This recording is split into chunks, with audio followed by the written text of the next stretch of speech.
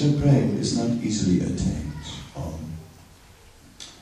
And then what if at the end of life we don't have Krishna Prem? Then what will happen? Will we go back to Godhead? Some will say, no way. You will never enter into the spiritual world unless you are 100% pure. 100% pure. Well, yes, but fortunately there is the time of leaving this body, and then there is some mercy of Lord Chaitanya, some mercy of the spiritual master, and that is the bridge, that bridges the gap for going back to Godhead. Right?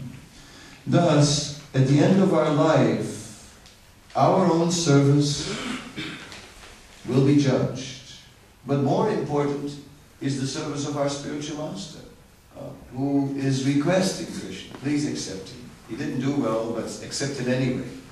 And this is actually how it works. And thus, Srila Prabhupada is praying for all of us and saying, like, please take them all back to Godhead. I know. I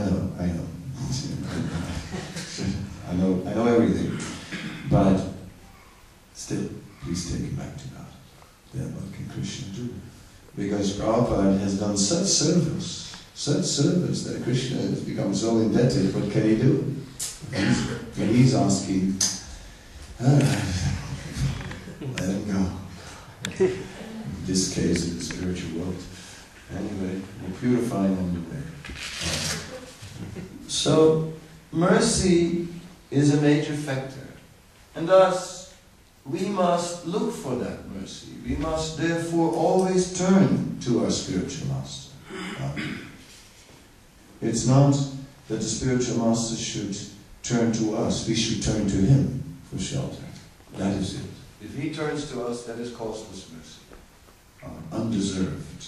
But we should always, again and again, turn to our spiritual master. With time, it changes because we mature in our life. We get older. Also in Krishna consciousness, we get more experienced in the ways of sadhana bhakti, and our independence gradually grows. And thus, the tendency to become more and more independent is there. But we must always continue to seek shelter.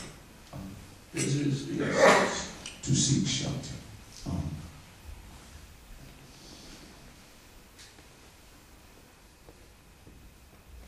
Traditionally, in the Vedic culture, Diksha meant Upanayam, where the process of initiation meant to receive the Gayatri mantra and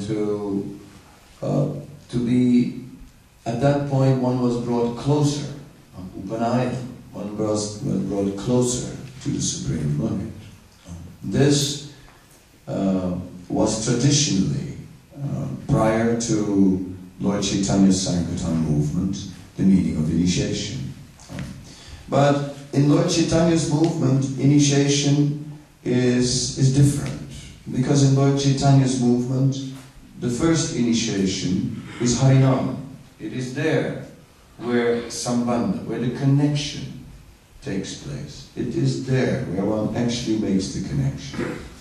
But that connection grows deeper and one comes closer at the second initiation, Upanayam, that which is the formal Diksha. Diksha in our Vaishnava Sampradaya is still different than the Vedic Diksha. The Gayatri mantras that we receive are not the same as the traditional Vedic Gayatri mantra. There are many mantras added, which are Pancharatriki mantras from the Narada Pancharatra, which are dealing with Vedic principles which are favorable for the process of cultivating pure devotional service. And thus, within the Gayatri mantras, Pancharatra mantras are also added. So we have like three aspects in our initiations. Harinam, then Vedic Diksha, and then Pancharatric Diksha. And all that makes up the ingredients of the initiations in our line. The second initiation is not an absolute prerequisite for going back to Godhead. Even with just the first one, by sincerely chanting the holy name, one can absolutely return back to Godhead. But the second initiation is not a formality. It is not external. It is a great blessing. It is blessing us with a very deep meditation. It gives us a deeper insight through the chanting of the various Gayatri mantras in the nature of Sambandha, Abhideya and Prayojan, or following the entire process of Krishna consciousness, from the beginning through the process to bringing it to perfection. It gives us an opportunity to enter into a very deep meditation. And thus, we become more conscious. We become more conscious of the nature of our activity. The focus becomes more clear. And the quality of our spiritual practices comes more to the foreground.